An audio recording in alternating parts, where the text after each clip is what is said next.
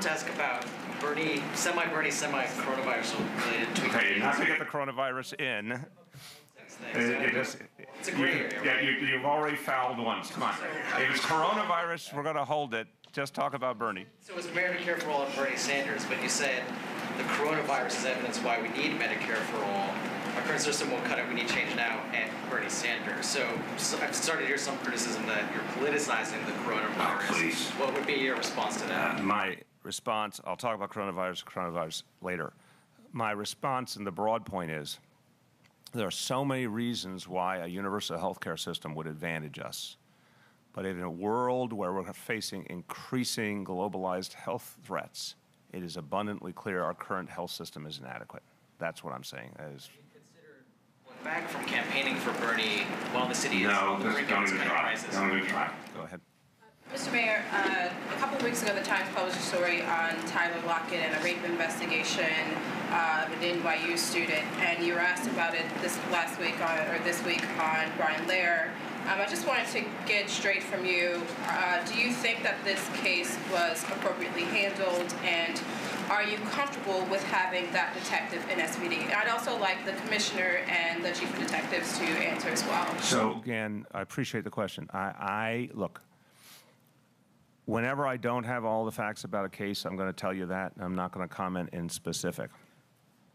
What I feel is, having had the conversation with my colleagues many, many times about the resources and the change of approach that's needed to be effective compared to where we were a few years ago, I'm very confident that my colleagues right here around me know whatever resources they need, they will get for special victims, and that we take the concerns of advocates very seriously, and that we have to have an atmosphere where survivors are believed, listened to, that their needs are acted on, and I believe that is the direction that the department is taking.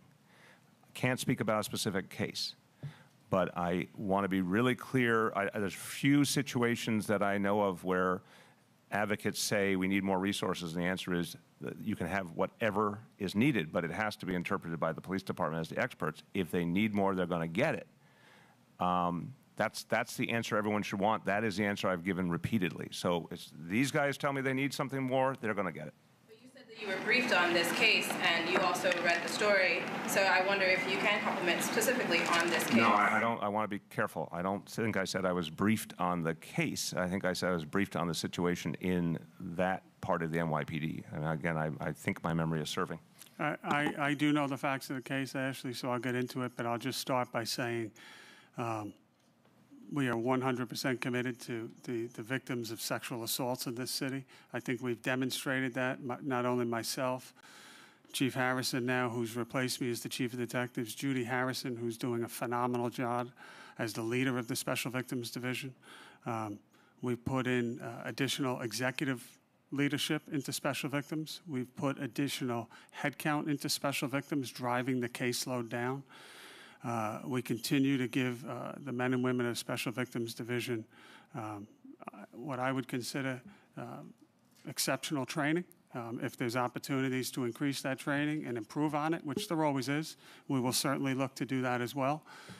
We've met with victims advocates on numerous occasions and taken their sometimes complaints and sometimes discussions to heart and acted upon many of their recommendations. We sit and review anonymized cases together with them.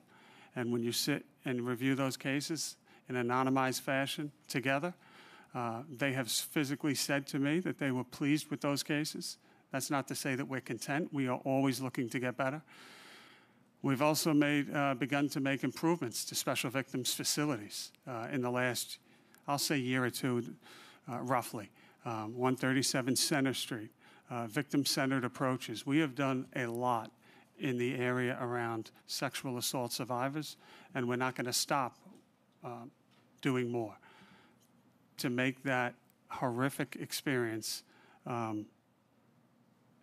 better, for lack of a good words. Regarding the Tyler Lockett case, I am intimately familiar with that case, as you know.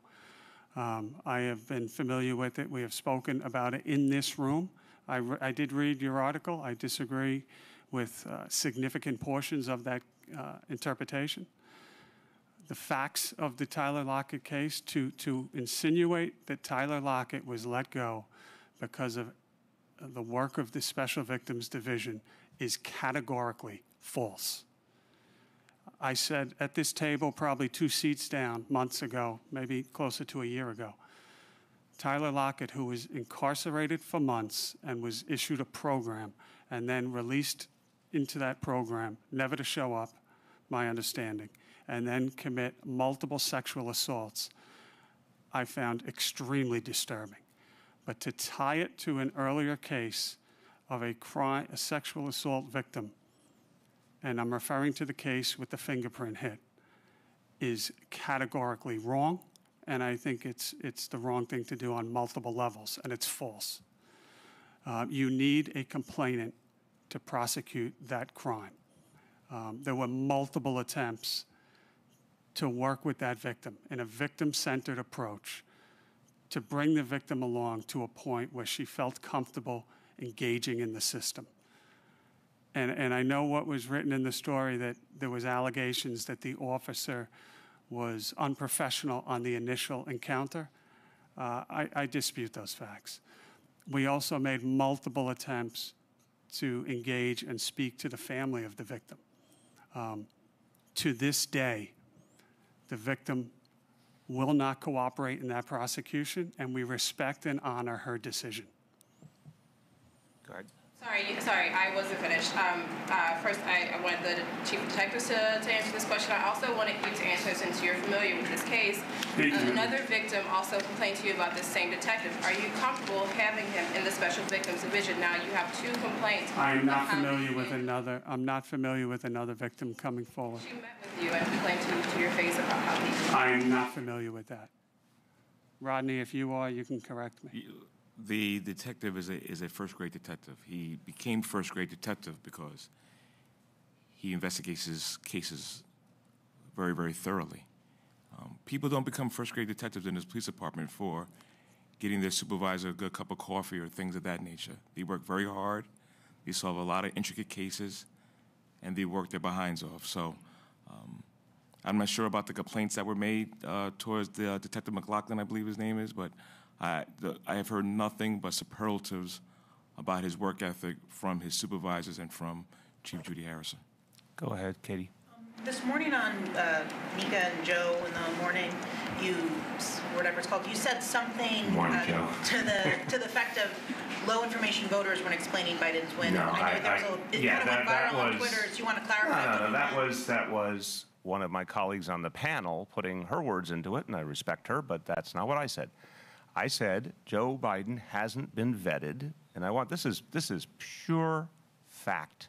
A week ago today, people were prepared to write his obituary if he lost South Carolina, political obituary. And what happened in the last few debates? The focus on Michael Bloomberg. To some extent, the focus on Bernie Sanders. The focus has not been on Joe Biden. So I'm saying perfectly informed, concerned, active voters got a whole lot of information about other people, didn't get the case raising the concerns about Joe Biden, because that's not how the whole election was proceeding. Joe Biden was losing consistently. Now, with a one-on-one, you're going to get a really intensive examination of Joe Biden.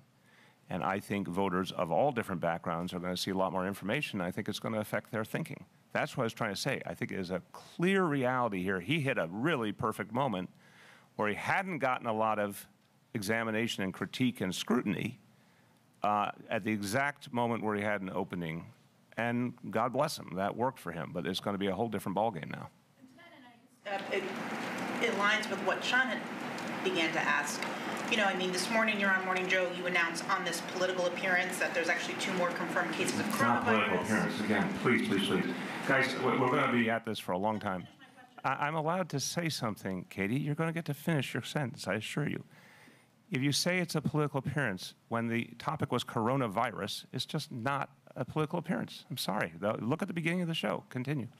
Well, I mean, would you consider maybe, especially if this increases in New York City, would you consider maybe, I mean, people see you tweeting from your personal account at all hours of the night about Bloomberg or Biden before there's information from the city's account about coronavirus fears that could actually affect them. Do you think maybe there should be some change No, there? because we are constantly acting on coronavirus. Every New Yorker can see it.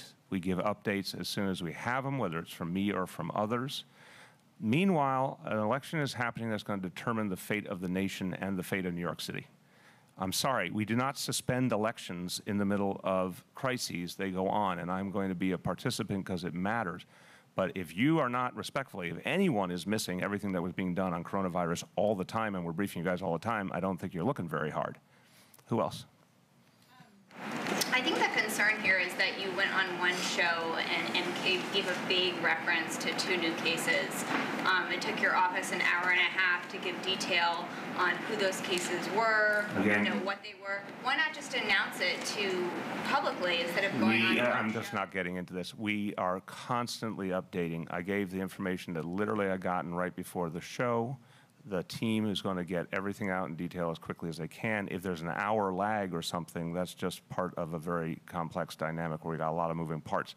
But we're just constantly updating people. Anybody? Yesterday, Frank Palladino of Local 1549 mentioned that there are 500 officers on desk duty. Ralph. What's it, Frank? Ralph Palladino. Ralph. Sorry, thinking of someone else. Well, anyways, 500 officers who are on desk duty that they believe should be out in the field, and they should instead be replaced with civilians. There has been talk in the past about taking more civilians and putting them into the police department in the desk duty type of positions. What is your response to? Yeah, I'm going to see you and raise you. There's not been talk about it. There's been action. I was a believer when I was back in the city council that DC 37 was right about civilianization. We've done several rounds of it over the last few years. We can get you the exact numbers, but actually there's been a very consistent effort to determine positions that could be civilianized so those officers could get out to the street. If there's more that we could do, we want to do it. There's obviously a limit, but if there's more we can do, we want to do it. Anything over here? Going over here, again, we're going to take a break in a moment, and then we'll come back on more coronavirus. Go ahead. It's Kathleen Culleton from Hatch. Yesterday, the family of Antonio Williams said they were going to be suing the NYPD for unedited footage of their son's death. I wondered if you could shed some light on why that footage was edited, what can't the public see, and who does that editing, and why it was released in the manner that it was. Yep. For the family, which is something that they said in their Yeah, I don't think that's accurate. We came out with a process probably just before I became the police commissioner in terms of releasing body camera footage. I think the term we coined was critical incidents, and this certainly falls into that. There was a backlog that I'm sure all of you are aware. I believe that backlog in terms of police shootings has, as we sit here today, been cleaned up. So we are up to date, and hopefully we never have to release another one. This being one of the ones that was released. A decision was made internally in terms of body camera footage to how we put that out. And I think it's a sound decision. I mean, I'll always be open for revising policies, but I'm comfortable where that policy is now. And it's not so much editing to edit things out. It's to present, and I think that many people here have seen it, have been briefed on them, present the totality of the circumstances as we know it. So that is what we release. We do not put out just body camera footage. We put out details, and it's almost a short film, and that's my term. It may be a poor choice of words. In terms of how we share these videos with families of people, in this instance, that lost a loved one, we have been in contact with all 5 district attorneys in New York City and sharing our plans for what we do. And we have come up with a roadmap, if you will, that on both sides, whether it's an officer's family or a person that is tragically killed by the police, their family, that they should not be seeing something on the news. They should have an opportunity to be shown it first. And that was done in this instance. We met with the Bronx District Attorney's Office, people on this many times. My understanding is that the Williams family was up in the Bronx and had the opportunity to see that video that was released by us before it was released by us. They did want to see the entire body camera footage, and that is something that we are not doing. However, I will say that every prosecutor has all of the body camera footage that exists, and they were given the opportunity if they chose to. There is still, in many instances such as this, decisions that are made what will happen to this ongoing case. But they had that body camera footage. The district attorney's office, I believe, you'd have to ask them, but I believe likewise did not opt to show all of, and again, you're getting into extremely graphic ends here on both sides, and that's part of our decision-making process. Okay, we are, one last one, and then we're going to break and get ready for the next piece. LinkNYC, this week it was revealed that they are delinquent in installing the kiosk they were supposed to put in, owes the city millions of dollars. What do you plan to do to deal with that? They better get things right. If they don't, we're going to find someone else who will. I mean, look, this is a company backed by Google. They are not poor. They're not doing their job. They were supposed to have these kiosks all over the 5 boroughs. They really haven't done that properly. We're not happy with them. So fly right, or we'll get someone else to do it. Thanks, everyone. See you in a few minutes.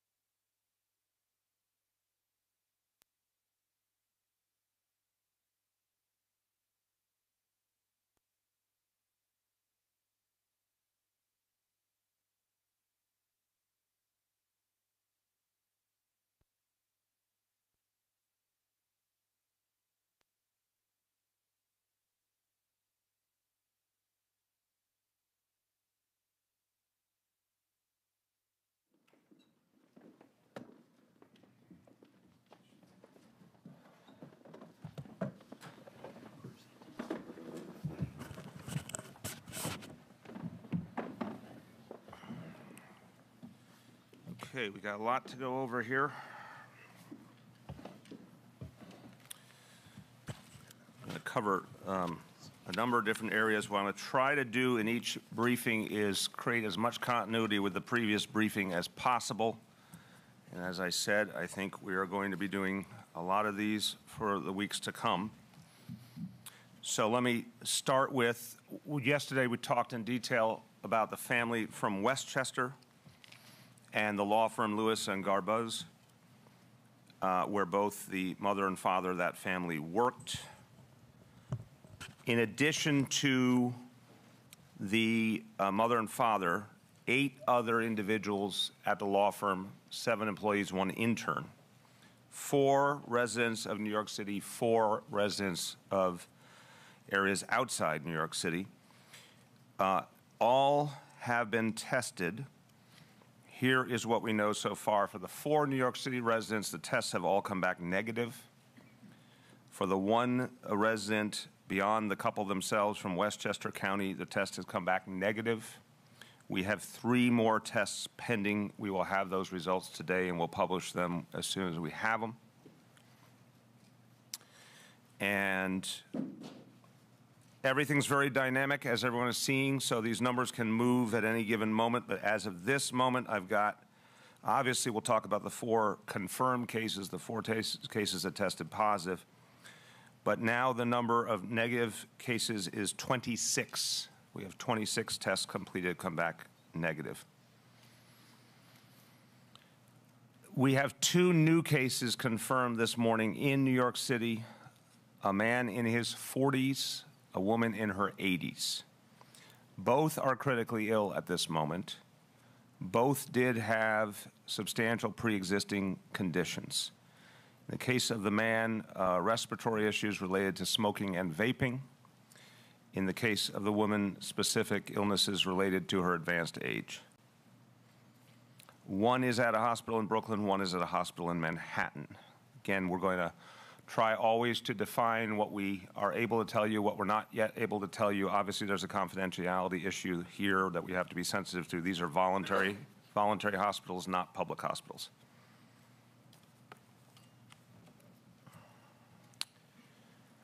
Okay, now this gets into the issue of community spread, which we're very, very concerned about, obviously, and this is kind of defining changing reality. So today we're going to be talking about some strategic differences even compared to yesterday now that we have more evidence of community spread.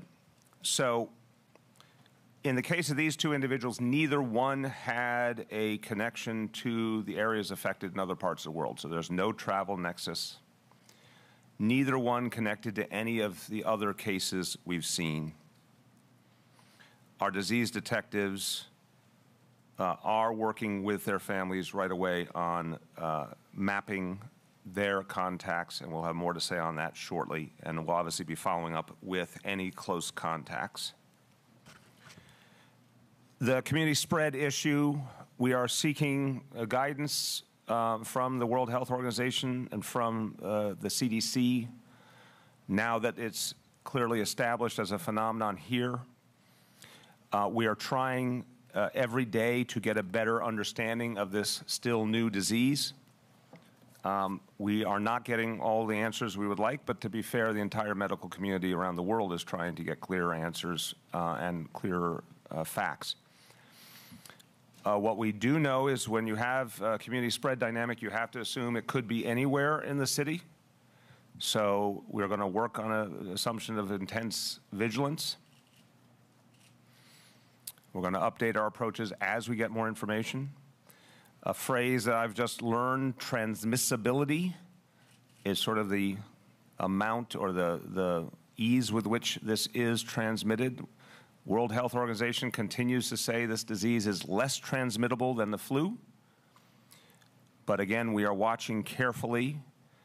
Community spread dynamics suggests it will be more pervasive, and that worries us, obviously, in terms of how easy it might be for someone to come in contact. Again, goes back to what people can do, and this is the consistent part, because it is affirming, as we used the example yesterday of the measles, it is not a disease that the substances hang in the air, and if you come into a room where they've been present, that it's easy to contract. We know that is not the case. What we're concerned about is direct contact with fluids. And so that's the area where people can do all the smart basics, the hand washing, the alcohol-based hand sanitizer. Thank you, Commissioner, you've gotten that in my brain. Obviously, covering your mouth when you cough and sneeze, all those basics really matter.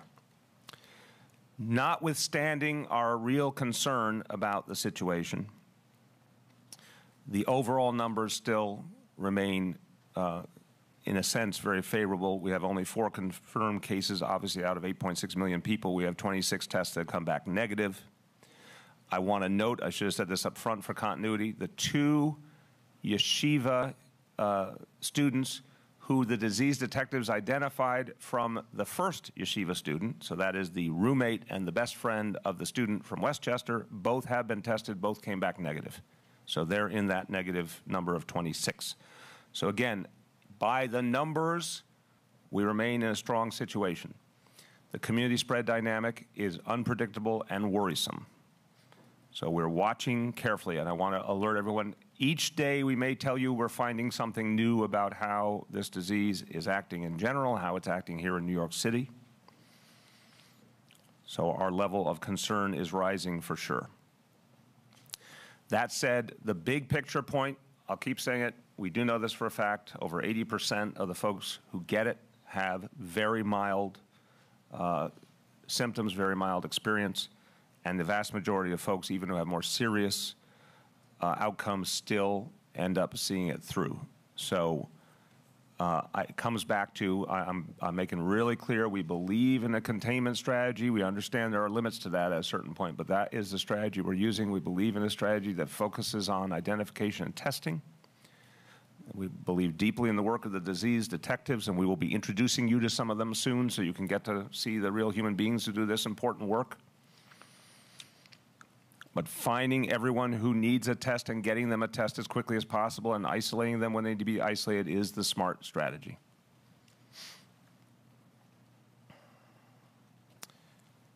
We have a directive for all New Yorkers. I'm first going to talk about all New Yorkers, and then I'm going to specifically talk about city workers.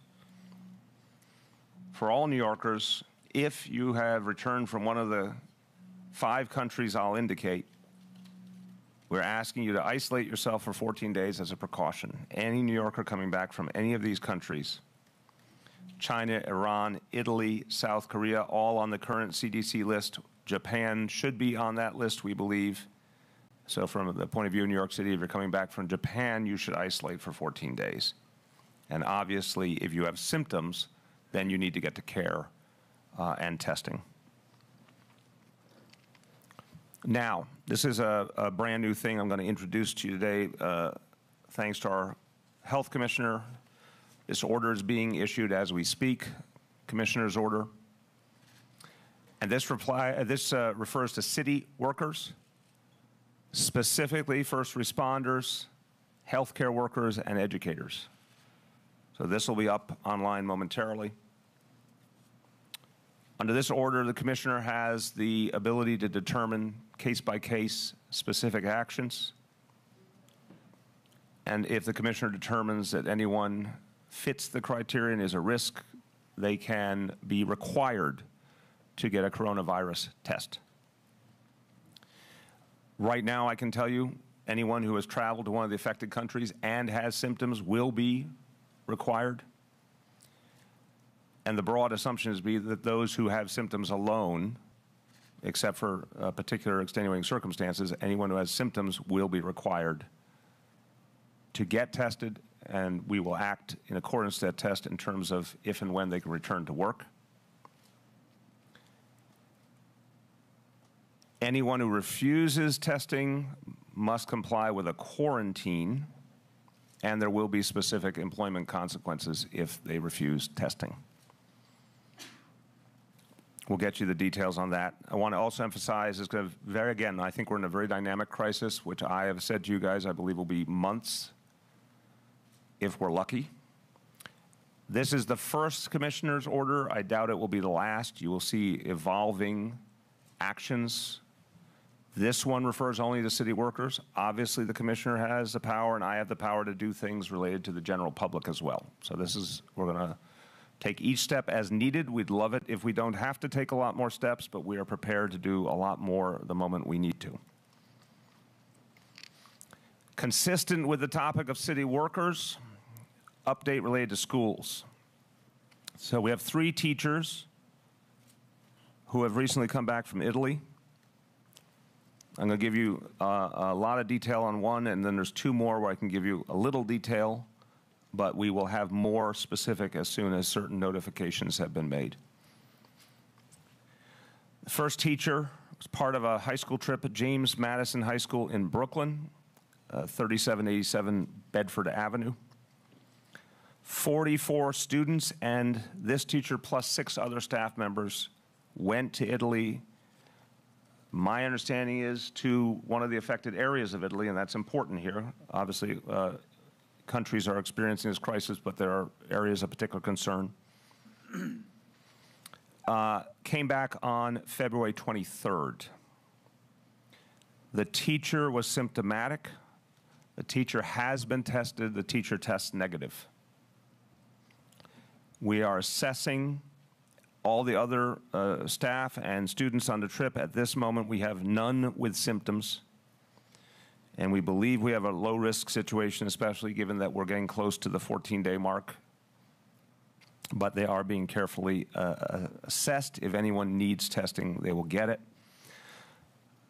This is a good example of a situation I want to clarify about. We've been talking a lot about how to talk to parents.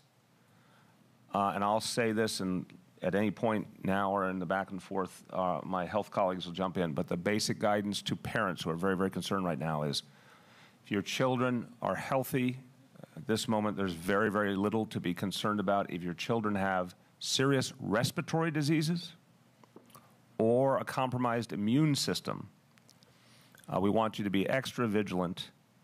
And we want, in that case, we obviously want to make sure our schools are aware of those particular students.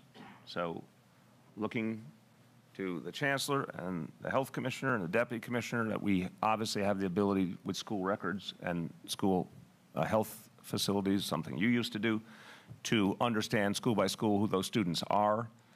We're going to have particular sensitivity around those students. But at this moment, because there's not a single symptomatic student anywhere in New York City public schools that we know of, we're not taking an additional action. But that, just the human guidance to parents, and I'm saying this as a parent, based on what our public health officials are saying, is only if your student has a serious respiratory problem or a compromised immune system is there an immediate threat.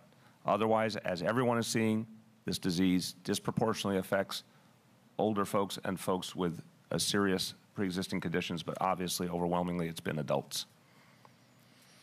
2 other teachers. In this case, they both returned from a vacation in Italy over the winter break.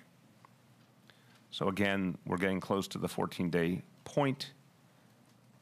We will have more information shortly. Both are being tested today. We'll have the results on that shortly, and then we'll talk about pending notification to specific schools and any other follow-up. But again, those teachers just went themselves personally on vacation, not with students or other staff.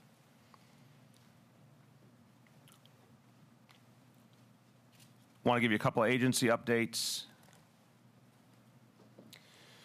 Department of Correction, all housing units, day rooms, and common spaces are now being cleaned once per day. Shower areas are being cleaned 3 times per day.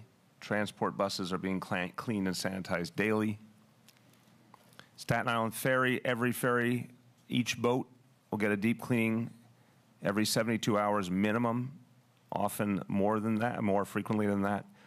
Terminals will be consistently cleaned, constantly cleaned. DOT crews are also handing out material on the ferry to educate customers as to the facts on the virus.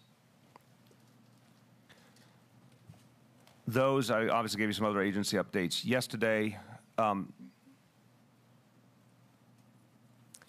those are some of the things that are happening in our government, but I want to emphasize what we need from another government, the federal government. This is still the case. Even though there was a little progress last few days, it's still not what we need. We need the ability to test as many people as possible, as quickly as possible. We cannot do that without help from the federal government, period.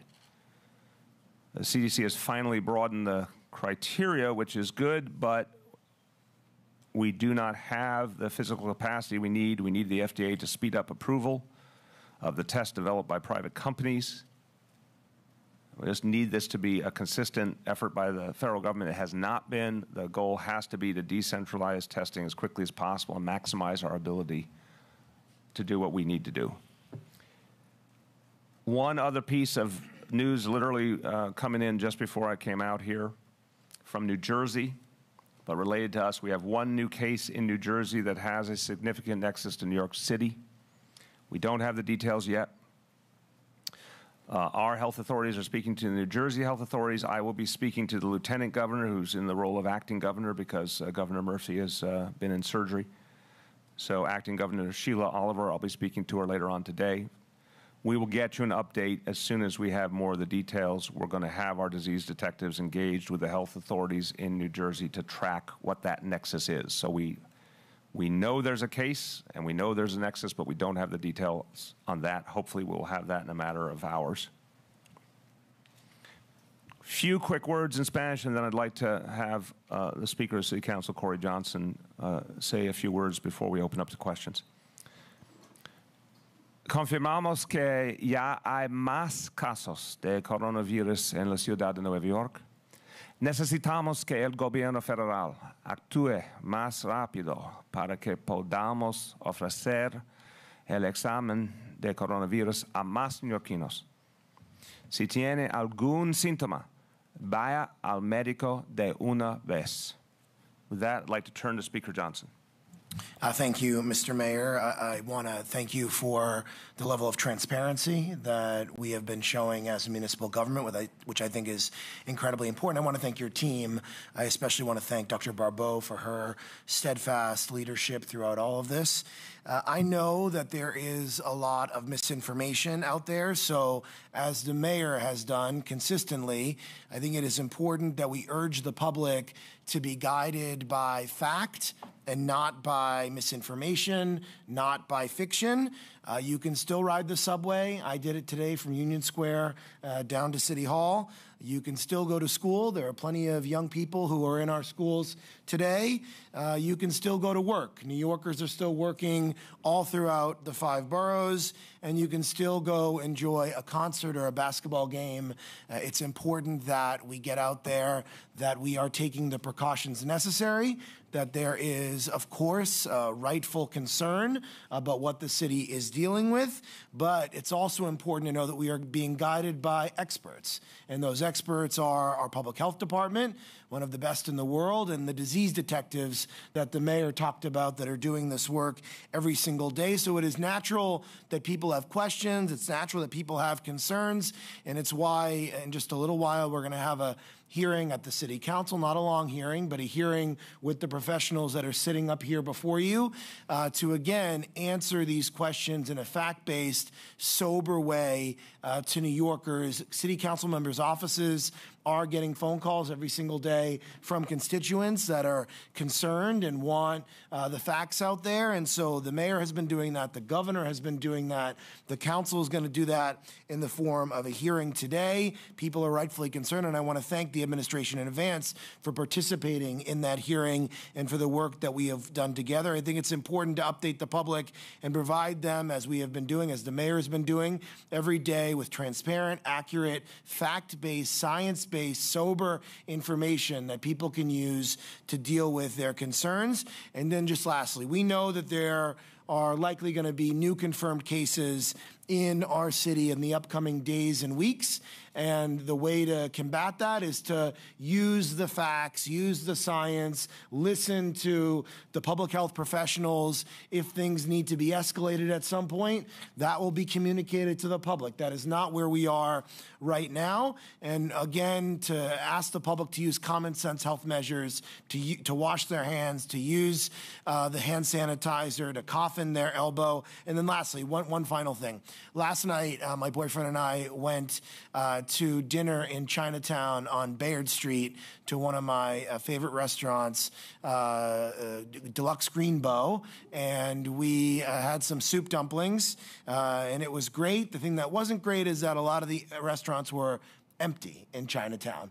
And we have been seeing this in Flushing, in Sunset Park, in Chinatown. We have been seeing anti-Asian bias incidents happen throughout the city. We have even been seeing anti-Semitism directed at Orthodox New Yorkers. It is unacceptable. It is not based on science or by fact. We will not tolerate it here in New York City. We will be guided by public health professionals, by the mayor and his team, by the governor and their teams. That's what we will do. We will not put up with people discriminating against New Yorkers based off of prejudicial, incorrect information, and it's important that we continue to say that over and over again. We are better than that. We are the greatest city in the world, and it's time for us to show it in the midst of this crisis that we're going through.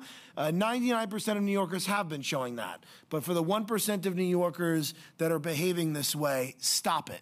It's unacceptable. We won't put up with it. It's not the way to get through this crisis. Thank you, Mr. Mayor. Thank you, Speaker. I couldn't agree with you more, and thank you for that rightfully passionate statement. Yeah, we're just not going to I want to amplify it. We're not going to accept any discrimination. There are real consequences. Some forms of discrimination are illegal, and you will feel the consequences of it. But also, if anyone's paying attention, this disease is now in, I think, 79 countries of the world. So it is unfortunately affecting people of all backgrounds, all nations. We have no time for discrimination. I also want to thank the Speaker, appreciate the hearing he's having. I also want to thank him for riding the subway, and want to inform you all that I'll be going from City Hall to OEM by subway, and you will all be welcome to join. Anyone who wants to come along a little bit later on this afternoon. Go ahead, Katie. So the CDC added Italy, gave it a level 3 non-essential travel warning a week ago. I want to know, why didn't the DOE, and if they did, I'd be happy to be wrong, why didn't the DOE proactively go and see what schools had trips to Italy and the other countries, South Korea, Japan? We're just now finding out that 50 people from a school traveled to Italy for February break. One had symptoms. And I just want to know, if that was done, let me know, and if it wasn't, why not? So again, you said it was added a week ago. These trips were in February. So as the information was coming to us, we're going back and finding out where our students going, where were these trips planned for. Large agency, lots of groups moving.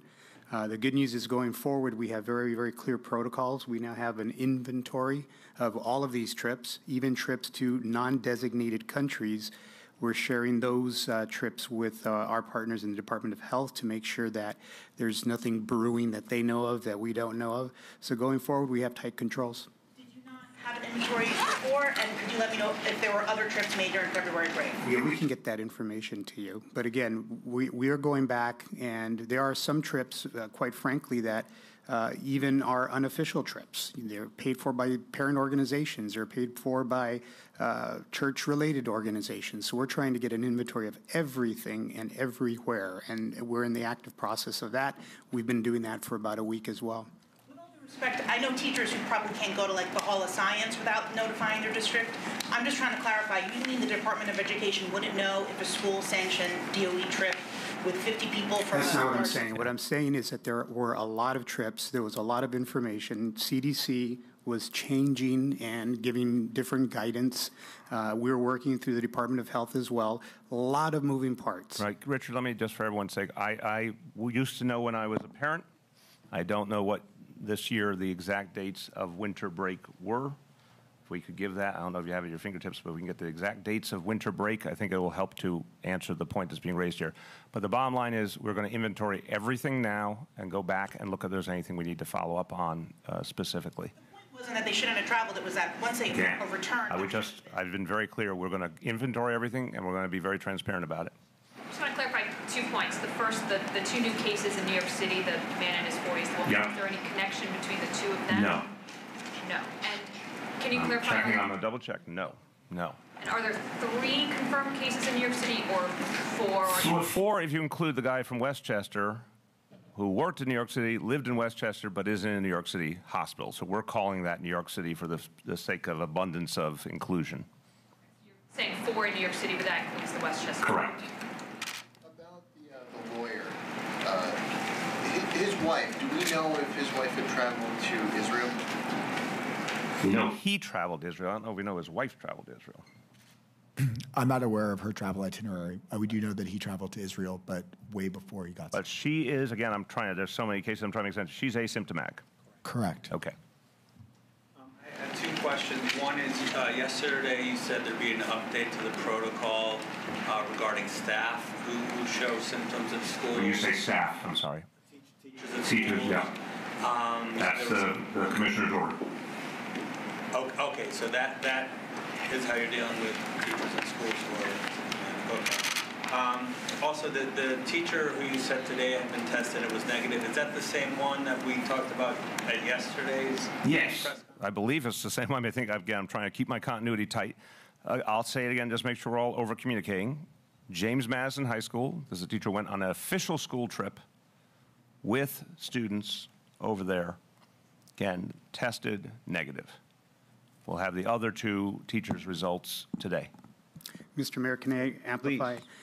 There was additional guidance and protocols that were sent to all 152,000 employees in the DOE today with very specific instructions. We've also updated our guidance to all principals about how to work with students, how to work with other staff members if they are presenting. So there's been updated guidance as well. Just ask the DOE press office to share that, because we haven't been able to get any. Yeah, absolutely. Absolutely. Just went out. Go ahead. Chancellor, can you relay your reassurances via Spanish, please? Sure. Say that again. Can you just relay any reassurances by Spanish? Sí, para todas las familias que hablan español, estén asegurados que tenemos información en las manos de nuestros directores, en las manos de nuestras escuelas, que tienen instrucciones específicas acerca de cómo tratar con niños que están demostrando síntomas de la influenza, de la gripa. También tenemos a personas identificados en cada escuela que están capacitados para poder servir y ayudarles a las familias, ponerlos en contacto con las autoridades de medicina o de salud. Just a few questions wrapped up under the quarantine headline. There are 1,000 people quarantined in New York State. I wondered how many in New York City. Are any of those involuntary? And how many how many Department of Health staffers do we have to check in on them? And are you worried about a shortage of staffers to check in on the quarantine? The last point I'm saying, we're obviously in a crisis. The message to the Department of Health is that whatever staffing they need, if they need to hire new, if they need to gently borrow from health and hospitals, which has been wonderful about offering personnel, or from any other agency, there's not going to be a staffing shortage.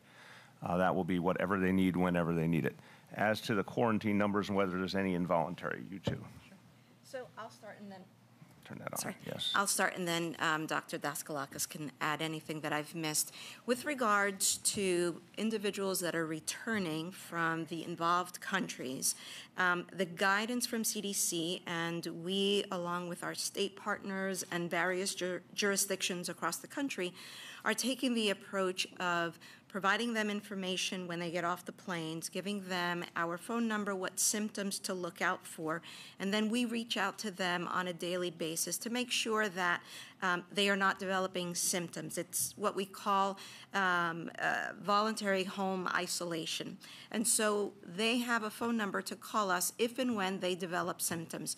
There haven't been any individuals in that group that have reached out to us thus far. And then there we have individuals who are in mandatory quarantine, and I'll let Dr. Daskalakis speak to that. Currently, individuals who are under mandatory quarantine really fall into 2 categories. Individuals who are, actually 3, individuals who have active COVID-19 disease, so they're in isolation. There are also individuals who are close contacts of a COVID-19 case. Those are also individuals who are on quarantine. Then additionally, it is a dwindling population of individuals returning from Wuhan, China. So currently there is no one who meets that criteria. What's the universe? How many people are in quarantine, mandatory versus voluntary?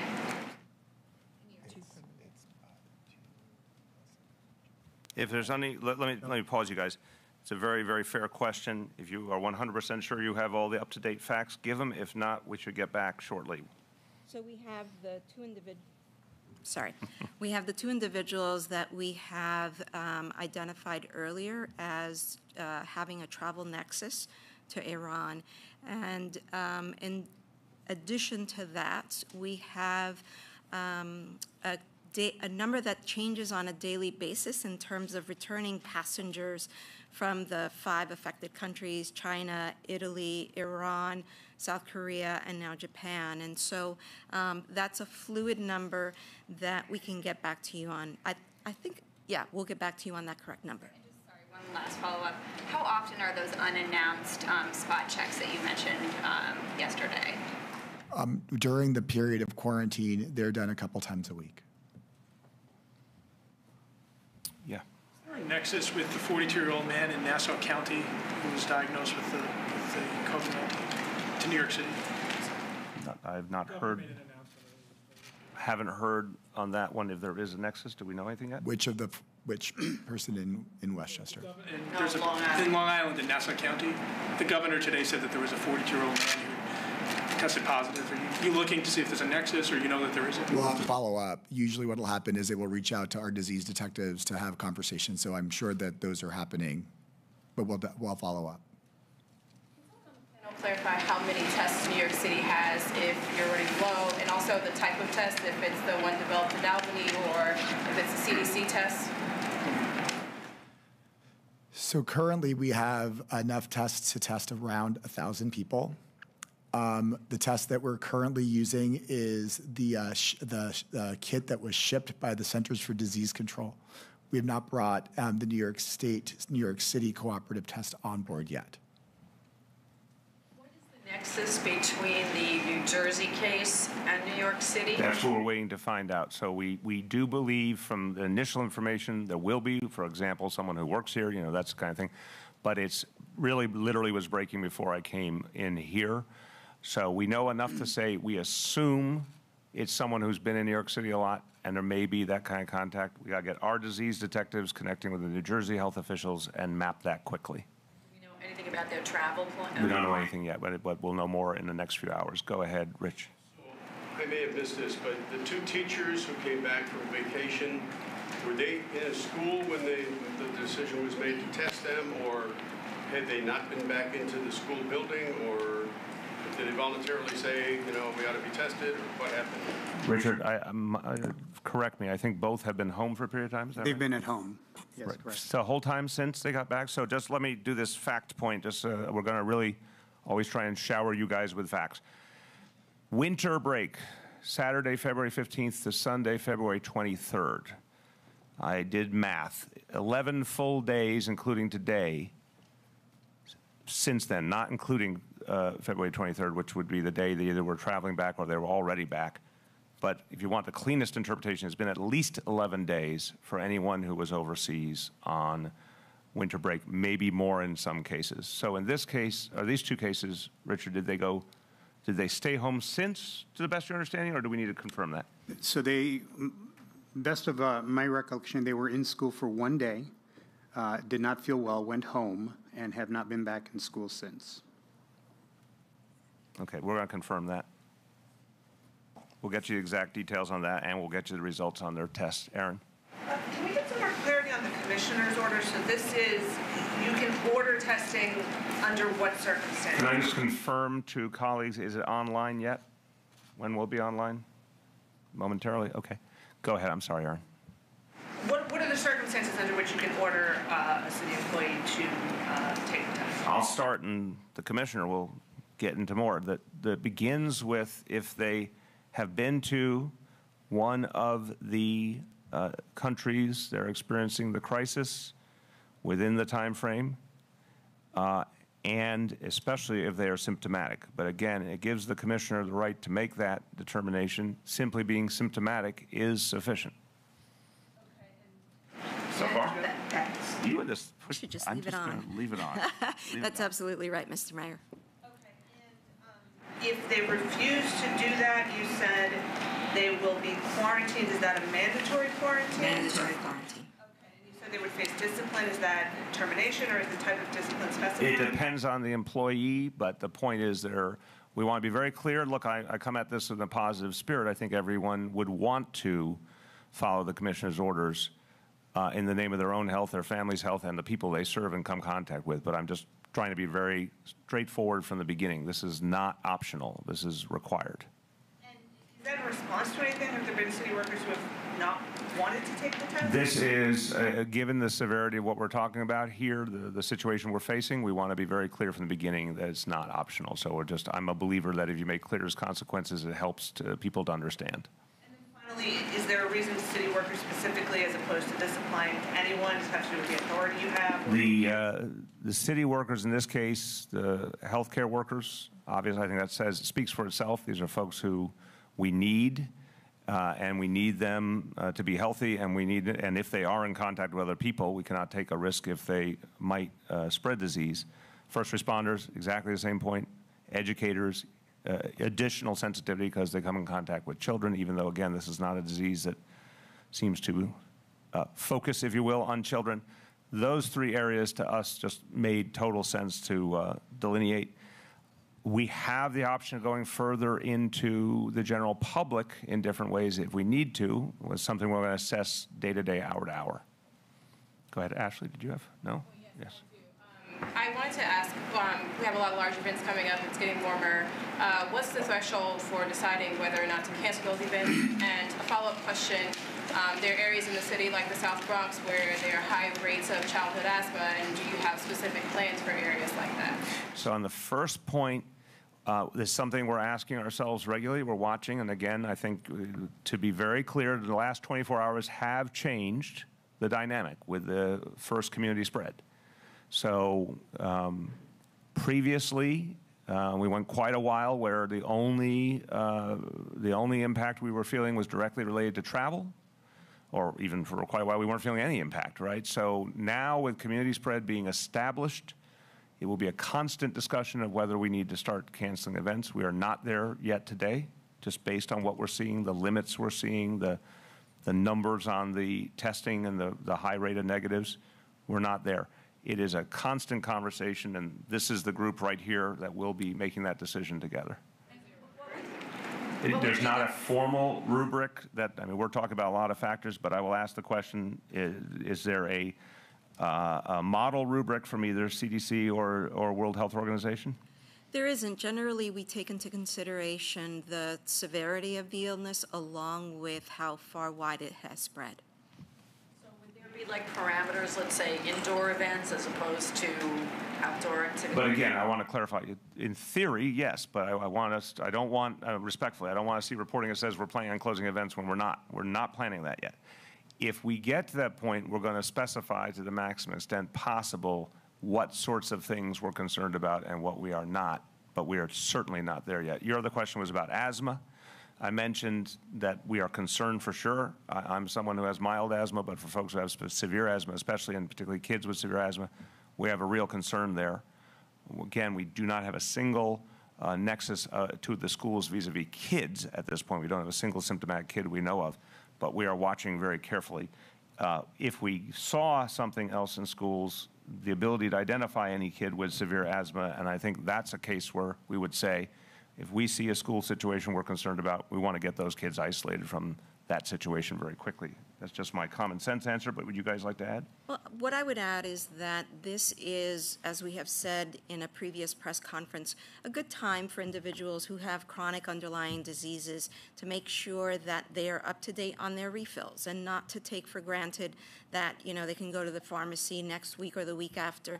We want to make sure that in the event that someone is symptomatic, and they haven't gotten their flu shot, I need to get my daily plug in, it's still not too late, that they have the medication that they need at their disposal. And one of the things that we've also been talking about is not only individuals, let's say that child with asthma, but especially older individuals who have chronic underlying diseases. We want to make sure that they are up to date with, their doctor's phone numbers so that they have the easiest possible access to care. Can I do two things on that? One, would you remind people that site you can go to find out where you can get a flu shot? Yes, you can go to our website, nyc.gov/health, and there's a flu tracker on there, and it'll tell you, or you can go to call 311 to get the pharmacy nearest you or the nearest H&H facility to you where you can get immunization. I want to come back on the prescription point, too. I want to make this a little vivid for everyone. So I think everyone understands here we are encouraging calm, and we're encouraging people to do the things they can do. But here's something where I want people to feel a little more urgency, which is on the prescriptions. A very, very different reality, but I remember vividly in the days after Hurricane Sandy, because of the disruption that occurred, pharmacies were closed, people could not get meds they needed. We're not in that kind of situation, but we all can imagine a crisis in which there's basic disruption of supply chain. That's not hard to imagine in this case at some point. So please, all New Yorkers, get your prescriptions filled now. Protect yourself, protect your family. Do not hesitate. Get them while you can get them. That's just smart for everyone. I hope we never get to a point where it's a consideration, but everything that people lay in now is in their interests. Go ahead. How are you addressing small business concerns? We talked about Chinatown, but I'm hearing that restaurants where, let's say, groups or organizations have been scheduling events, large dinners, that they're canceling on the restaurants, and so this has been happening. Yeah, Juliet, I want to be clear about the sort of the serenity prayer here, what we can control and what we can't. What we're doing that I think is helping is telling people the facts very transparently and reminding people that life is going on in New York City. And I've been plenty of places in the city in the last few days where life looks pretty normal, actually. School attendance, Richard and I just discussed this today. In New York City, school attendance is higher than it was the same day a year ago. So New Yorkers, all of you have to obviously report a lot of information, including information that causes people some concern. New Yorkers are pretty tough, pretty resilient. They're generally going about their business. Some organizations, you're absolutely right, are making choices, some travel-related changes, et cetera. But I think the best thing we can all do is remind people, keep going about your lives, keep going out and patronizing those businesses. We'll tell you the second we think you should change your behavior. Again, we're constantly communicating here, but right now, go about your business. Aaron? For Chancellor Carranza, there's been some requests to provide private schools with sanitation materials so they can do the deep cleaning or disinfectants. Is that anything you plan to do? So our approach to this is we are here to serve the children of New York City, all children. So we are working with our non-public schools, our charter schools, our community-based early education centers. They're getting all of the guidance that we're providing to the Department of Education. They're getting the same guidance. We have liaisons working with them.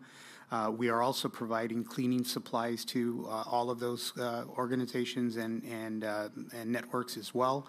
And we are just considering them all part of the children of New York City, so we are working very closely with them. Yes. I have two questions. The first is, do the two cases today, are those New York City residents or are they being treated in New York City?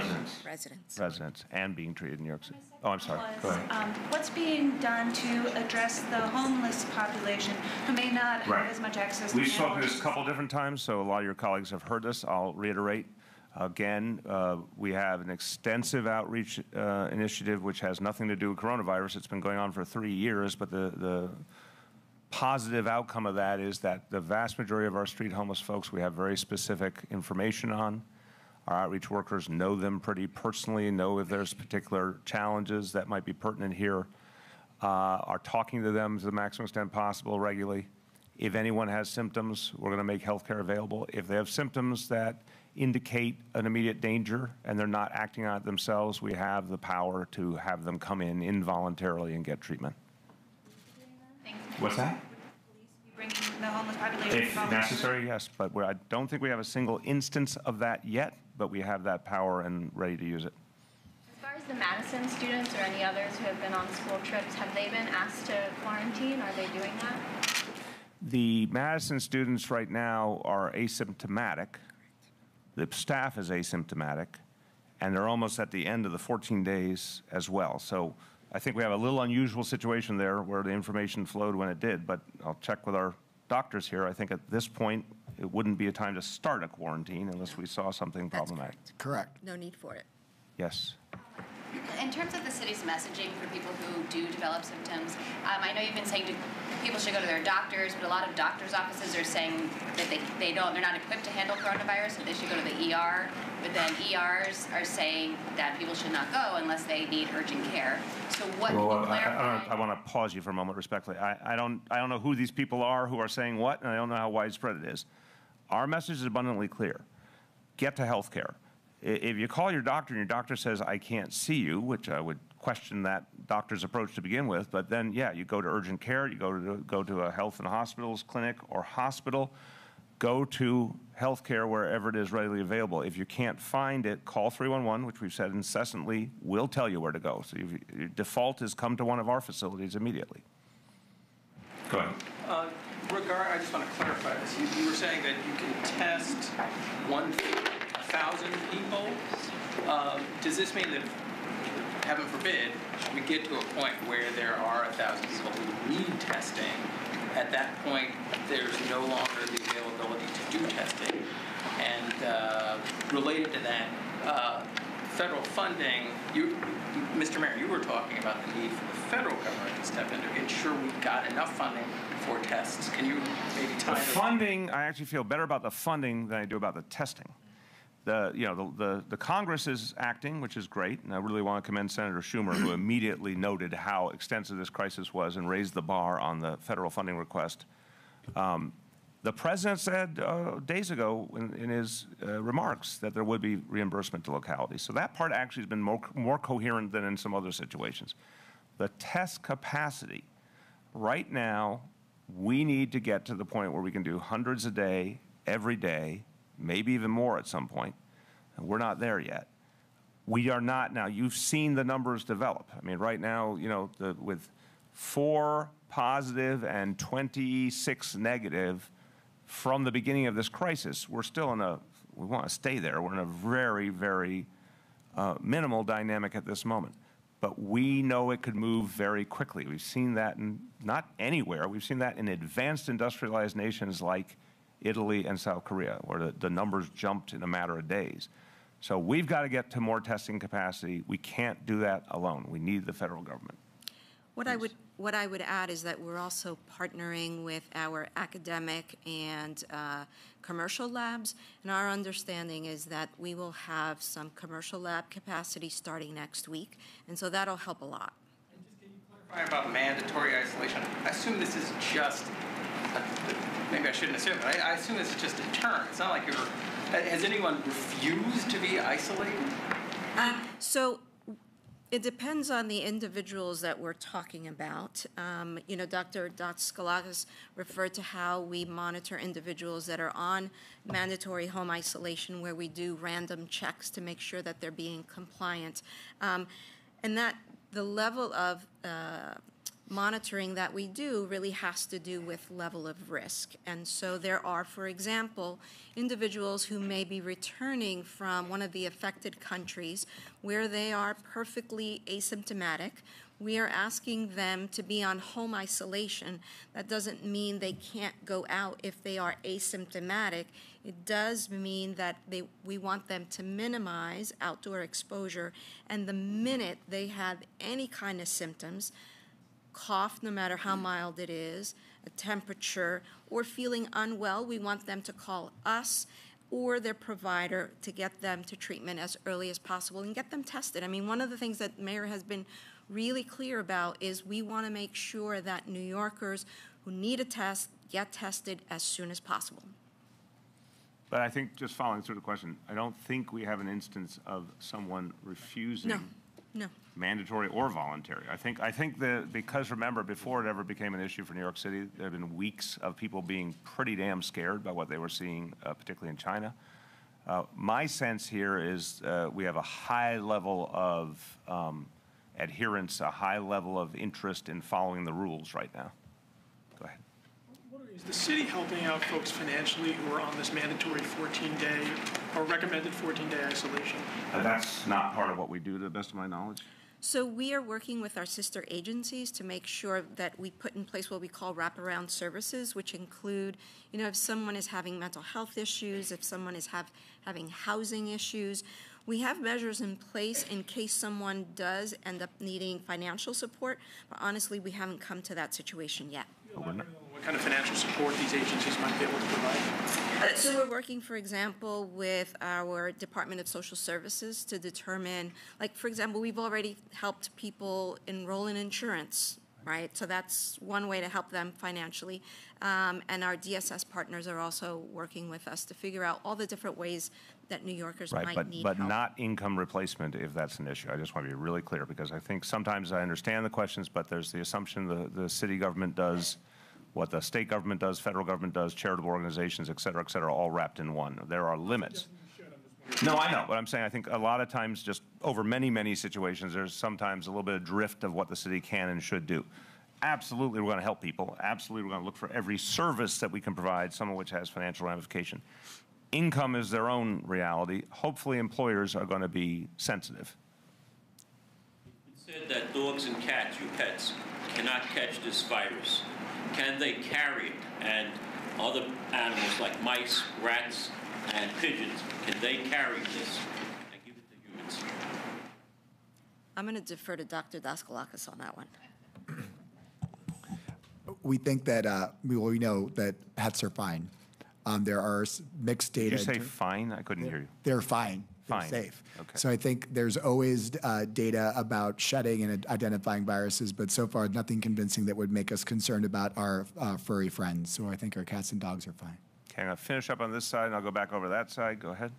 To be clear about the students who traveled to Italy, not just the Madison students, but any students who've come back in the last 14 days, no one is showing symptoms, and so No one. There's 1.1 million public school students. We don't have a single one we know of anywhere, any kind of student, who is showing a symptom. Correct. No, I just want to make sure you're hearing this first point. Anybody, if we get any more information about a nexus, we want to know it and act on it immediately. But just wanted you to hear the overall point. Did you get Did you have another question? I just want to make sure no students have been asked to quarantine. No. Go ahead. Oh, hi. So I just talked to many small business owners in Chinatown and in Flushing, of course. They are very thankful for like mayor and also Corey Johnson come to Chinatown to have dinner to promote the business. But what else the city or the city council can do, like financial aid, like or give them some sales reduce the sales credit or something, sales taxes reduce maybe. Any possible way can do to help? Look, I think there's clearly we're very concerned about these small businesses, and we're concerned about small businesses beyond that are starting to feel the effect around the city. We don't have an easy answer right now. We want to keep encouraging people to go out and live their lives and patronize those businesses, but we're certainly going to look at anything that we can do that would be helpful. And I'm sorry if I'm making you repeat yourself. I know at the beginning you said that the numbers looked really good. I mean, pretty good. Yeah, wait, I want to be sure we're speaking the same language. You mean the overall testing numbers? Correct. Yes. Can you just, I just wanted you to put those in a little more context of how slowly this is spreading, or if we should still expect to see some exponential. I think until 48 hours ago, then if you just were going by the numbers, you would feel very, very good. I think the last 48 hours are sobering. Community spread is an entirely different ballgame. And I don't want people to assume. I don't want people to overreact, because this is going to be a day-to-day, hour-to-hour thing, which is why we're trying to constantly update you when we have information. But community spread is different. It makes it a lot harder for us to control the situation. That said, even though we now know it exists in New York City as a phenomenon, it is still striking that, of a city of 8.6 million people and a crisis that's been going on for 6 weeks or more, you know, 4 people who are positive and 26 who are negative, and we do have a handful of pending tests as well, but, you know, that's striking in comparison to what you've seen some other places. And I do think it is because people are heeding the guidance, they're getting to care. We have obviously the most extensive healthcare apparatus anywhere on earth. That's all helping us. But we're all very sober right now about what tomorrow could bring or the day after that. I don't think any of us would be surprised to have more individuals identified who show no nexus to travel to the affected areas. And that's why it's really important for New Yorkers to take measures now that we hope they've been taking into heart. And those are very simple. It's washing your hands frequently, covering your mouth and your nose when you cough or you sneeze. And, you know, I don't think I've sort of gone deep enough into why that's so important, right? And the reason why we want people to wash their hands frequently, because that's the way in which the virus can be introduced into your mouth, to your eyes, and those are the areas that are the easiest entry points for the virus. And so to the degree that New Yorkers, as I've said earlier, make alcohol-based hand sanitizers their best friends, if they don't have easy access to, you know, water sources, that's how they're going to keep themselves, their kids, their families, and their communities the safest. But again, we are in a situation where we are doing everything we can, as the mayor said, to contain. However, we would not be surprised to see other cases of community transmission. Just to note, we'll take some more, but I know the speaker has a hearing starting at 3:30, and everyone here has to be a part of it, myself excluded, so, or almost everyone, I think. So we're going to take some more, but we need to wrap relatively soon. So this will be the last one on this side, then we're going over all the way to the left, and we'll take questions over there. To clarify, the folks who you're urging to self-isolate who have been to those 5 countries, is that you're asking or you're telling them to do? Which category are you talking about here? Who have been to those 5 countries? Oh, not the city employees, overall. City employees, overall, you're saying you're urging them, or you're saying you have to self-isolate and we're going to track if you do? We're urging them to self-isolate. Go ahead. I know you said for now, Mr. Mayor, people are doing a strict adherence to the rules, but I think we all know that there are folks who don't follow the rules. So what are the consequences if you're supposed to quarantine and you don't? Are there fines? Would the police get involved? What are the consequences here? So let's just go over the basic protocols that exist in a case like this. And obviously, again, I think a good way to think of this is we are climbing a ladder right now where we do see very good results on a voluntary level, and we do see good overall dynamics in the city. But we, you know, this is indicative. So you saw community spread in the last 24 hours or so. You now see a commissioner's order indicating there could be a lot more coming behind this. We're going to get more and more mandatory as needed.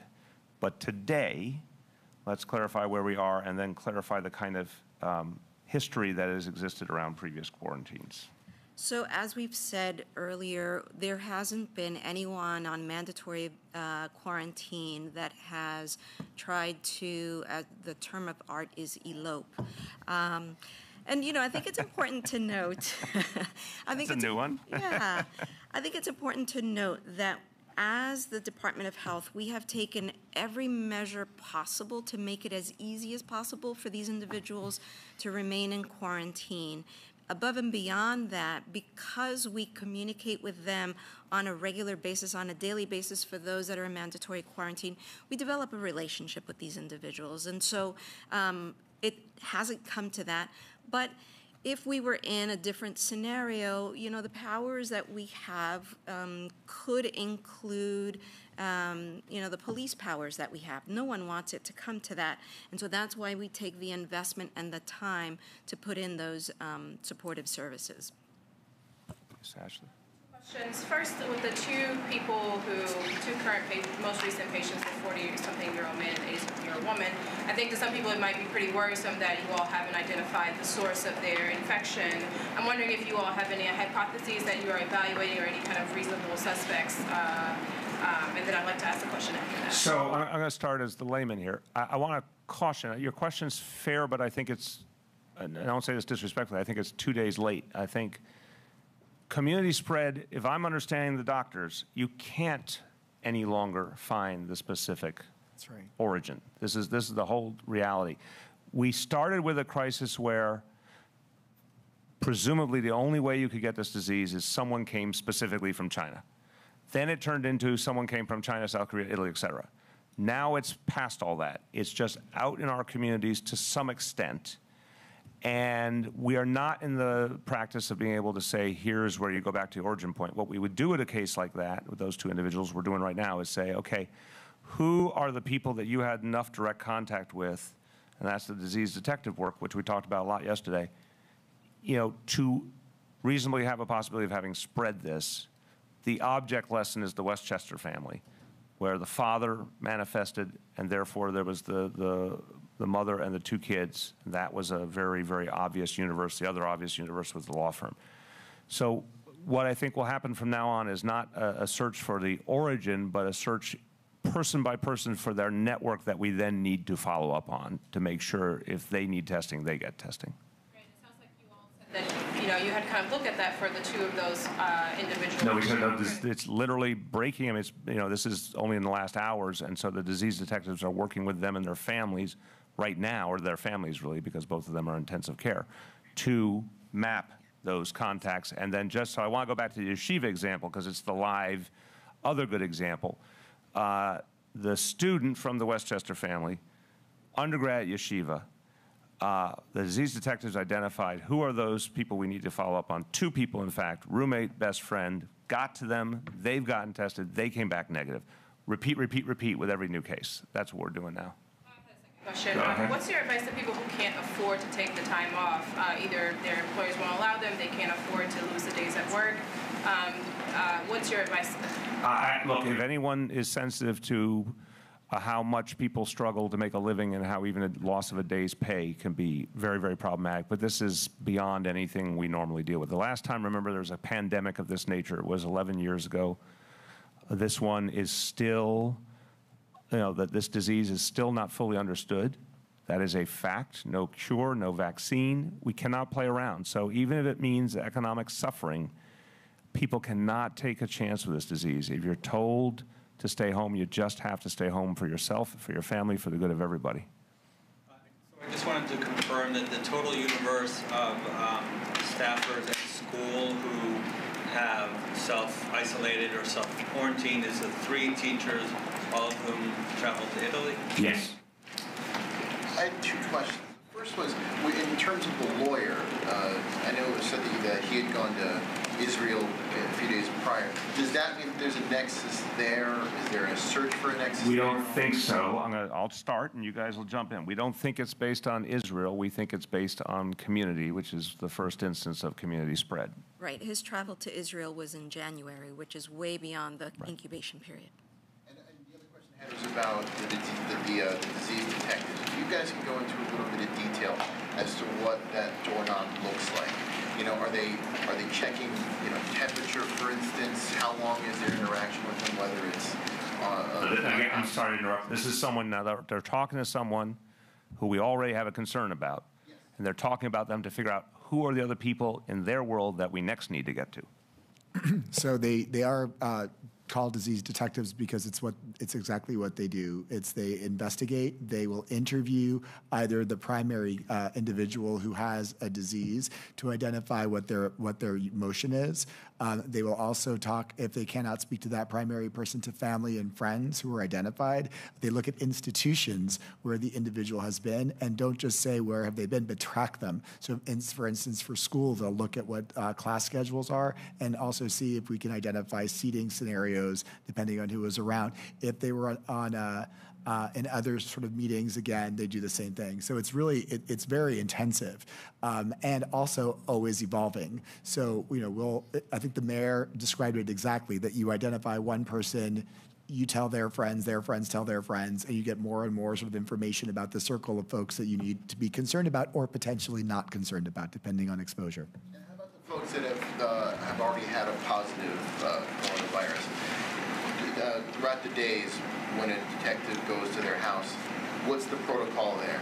So it's actually more than just spot visits. So for the individuals who are admitted to the hospital, the answer is very straightforward. They are continuously monitored. So that's very straightforward. It's the individuals who are on home isolation. We do spot checks to make sure they're complying to their mandatory quarantine. But additionally, we reach out to them daily to make sure that they're feeling well and that their needs are addressed. And so we really are, in effect, case managing them from a distance and then also spot checking them to make sure that they're compliant. And how have they progressed up to today? Like, I know you said that they're checking in daily, so are they better, or from the first case that are they better today as opposed to they were like daily? So again, reminding you, and again, I'll make sure I'm articulating a lot, but I want everyone also listen carefully, because the lawyer we said yesterday, the lawyer is already getting better, thank God, not entirely out of the woods, but getting better. The yeshiva student, better. Correct. Right. The health worker who was in Iran, better. Correct. So, again, this as we're learning this disease, there is, some. It's not just a one-way street, right? We are seeing people come through it and get better, and we're done with, and we're moving on to other people now. We've got 2 folks in particular now, though, we're worried about, the 2 new ones today. But the previous 2 actually are doing very well right now. Okay, I got to go to someone else. So I'll just let that one in because I think it's important. Doctors, what does better mean? So for the 2 individuals in home isolation, there's not a lot of difference between sick and better at the moment. Well, just clarify, you mean husband and wife? Husband and who wife. Came back from Correct. Iran. Right. The But couple. one is, again, careful. One's a positive, one's a negative. We're treating as a positive. That is correct. Okay. So their status right now, their health. For lack of a better word, they're doing fabulously well. Okay. The lawyer, what exactly can you tell us? We can tell you that he is still in an intensive care unit, but that he's stable, doing better. Okay. Let me go to the last 2, Rich and then Aaron. Go ahead. So the 2 teachers that came back from vacation from Italy are now being tested. Yeah. They went into school one day. They didn't feel well. We're going to confirm if it was 1 day or more, but it was a limited period of time for sure. They have been out of school for a period of time, and we're going to get you. So what I want to do on them is wrap it all in a bow, get the test results, get the school, all the facts, but I'm going to give you that. We also, as I said, we have some notifications to do. We'll get that to you either later on today or tomorrow. Go ahead. Suzanne, to follow up on Ashley's question, can you clarify, does the paid sick law apply if you are recommended isolation if you're not actually sick?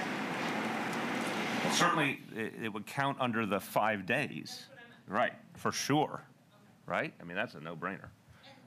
And as far as the guidance to travelers, that is a new guidance today that everyone coming from those countries should, okay.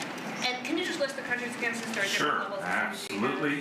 And again, we track the CDC on China, Iran, Italy, South Korea.